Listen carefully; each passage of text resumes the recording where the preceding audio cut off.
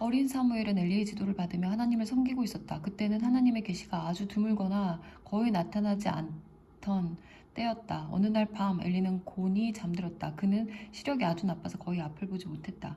이른 새벽 날이 밝기 전 성소에 등불이 켜져 있을 때 사무엘은 하나님의 궤가 있는 하나님의 성전에서 자고 있었다. 그때 하나님께서 사무엘아 사무엘아 하고 부르셨다. 사무엘이 대답했다. 예, 제가 여기 있습니다. 그는 엘리에게 달려가 말했다. 부르셨는지요? 제가 여기 있습니다. 엘리가 말했다. 나는 너를 부르지 않았다. 돌아가서 자거라. 사무엘은 돌아와 자리에 누웠다. 하나님께서 다시 사무엘아 사무엘아 하고 부르셨다. 사무엘이 일어나 엘리에게 나갔다. 부르셨는지요? 제가 여기 있습니다. 다시 엘리가 말했다. 아들아, 나는 너를 부르지 않았다. 돌아가서 자거라. 이 모든 일은 사무엘이 하나님을 직접 알기 전에 있었던 일이다. 하나님의 계시가 그에게 직접 임하기 전이었다. 하나님께서 다시 사무엘아 하고 세 번째로 부르셨다. 이번에도 사무엘은 일어나 엘리에게 갔다.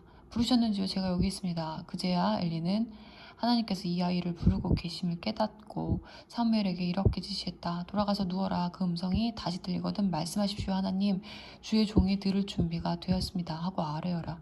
사무엘은 잠자리로 돌아갔다. 그 후에 하나님 오셔서 사무엘 앞에서 조금 전과 같이 사무엘아 사무엘아 하고 부르셨다. 사무엘이 대답했다. 말씀하십시오. 주님의 종이 들을 준비가 되었습니다. 하나님께서 사무엘에게 말씀하셨다. 잘 들어라. 내가 모든 사람을 흔들어 깨워 주목하게 할 일을 지금 이스라엘에 행하려고 한다. 내가 이스라엘에게 경고했던 모든 일을 하나도 빠짐없이 그의 집안에 행할 때가 왔다. 때가 되었으니 내가 그에게 알릴 것이다. 내가 그의 집안에 영원히 심판을 내릴 것이다. 그는 자기 아들들이 하나님의 이름과 하나님의 처소를 더럽히고 있는 것을 알면서도 그들을 막기 위해서 어떤 일도 하지 않았다. 내가 엘리 집안에 내리는 선고는 이것이다.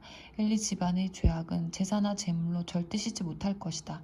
사무엘은 아침까지 잠자리에 머물러 있다가 일찍 일어나 성소의 문을 열고 직무를 보러 갔다. 그러나 사무엘은 자신이 보고 들은 환상을 엘리에게 알리는 것이 두려웠다. 엘리가 사무엘을 불렀다. 내 아들 사무엘아. 사무엘이 달려왔다. 예, 부르셨습니까? 그분께서 무슨 말씀을 하셨느냐? 나에게 모두 말하여라. 하나님께서 내 재판장이시니 한마디도 감추거나 얼버무려서는 안 된다. 그분께서 내게 하신 모든 말씀을 다 듣고 싶구나. 사무엘은 그에게 하나도 숨기지 않고 그대로 말했다. 엘리가 말했다. 그분은 하나님이시다. 무엇이든 그분께서 가장 좋다고 여기시는 대로 행할 것이다. 사무엘이 자라는 동안 하나님이 그와 함께 계셔서 사무엘의 예언이 하나도 땅에 떨어지지 않았다. 북쪽으로 단에서부터 남쪽으로 브엘세바까지 이스라엘의 모든 사람이 사무엘이 하나님의 참 예언자임을 알게 되었다. 하나님께서는 계속하여 실로에 나타나셨고 거기서 말씀을 통해 사무엘에게 자신을 계시하셨다. 사무엘이 하는 모든 말이 온 이스라엘에 전해졌다. 이스라엘은 블레셋 사람과 싸우러 나갔다. 이스라엘은 에베네셀의 진을 치고 블레셋 사람은 아벡의 진을 쳤다. 블레셋 사람이 전투대형으로 진격하여 이스라엘을 치자 이스라엘은 크게 패하여 군사 4,000명 정도가 들판에서 죽었다. 군대가 진으로 돌아오자 이스라엘의 장로들이 말했다. 하나님께서 오늘 우리를 블레셋 사람에게 패하게 하신 까닭이 무엇이겠습니까? 실로에 가서 하나님의 언약궤를 가져옵시다. 언약궤가 우리와 함께 가면 우리를 적의 손에서 구해줄 것입니다. 그래서 군대가 실로에 전가를 보냈다. 사람들이 그룹 사이에 앉아 계신 만군의 하나님의 언약궤를 가져왔다. 하나님의 언약궤를 가져올 때에 엘리의 두 아들 홈리와 비느하스도 함께 왔다.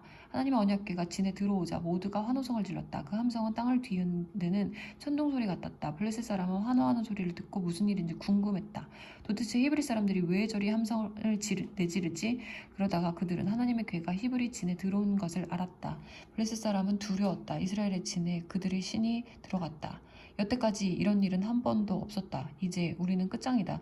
이 강력한 신의 손에서 누가 우리를 구원할 수 있겠는가? 이 신은 저 광야에서 온갖 재앙으로 이집트 사람들을 친 바로 그 신이다. 블레셋 사람아, 일어나라, 용기를 내어라.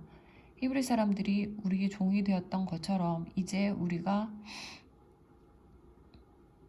그들의 종이 되게 생겼다. 너희의 근성을 보여주어라. 목숨을 걸고 싸워라. 그들은 죽을 각오로 싸웠다. 결국 큰 승리를 거두었다.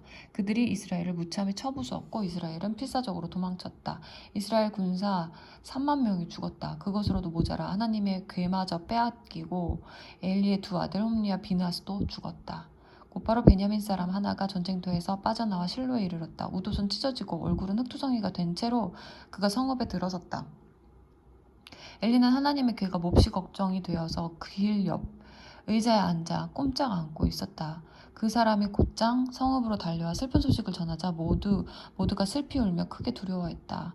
엘리 울부짖는 소리를 듣고 물었다. 어찌 이리 소란스러운가? 그 사람이 급히 다가와서 보고했다.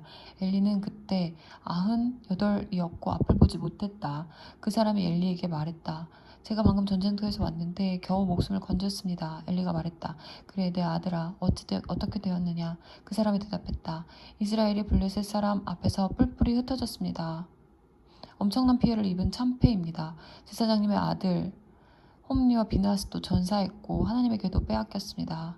하나님의 괴라는 말을 듣는 순간 엘리는 앉아있던 문 옆의 의자에서 뒤로 넘어졌다.